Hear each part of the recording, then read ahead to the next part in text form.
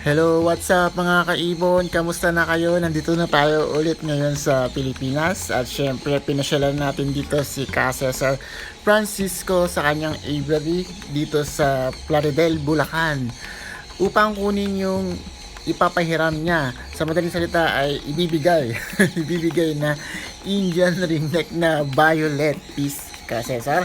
Tapos ayan, ang ganda ng ito, pinipilit niya yung kulay violet na Indian ringneck.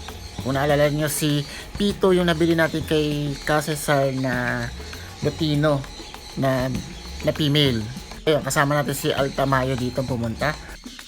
Ayan, silip muna tayo dito sa mga red factor isa sa mga red factor ni Cesar Francisco. Kung naalala nyo si Pito, 3 years old na, kaya try natin i-breed si Pito. Ayan, sa mga naghahanap ng mga Indian ringneck at iba pa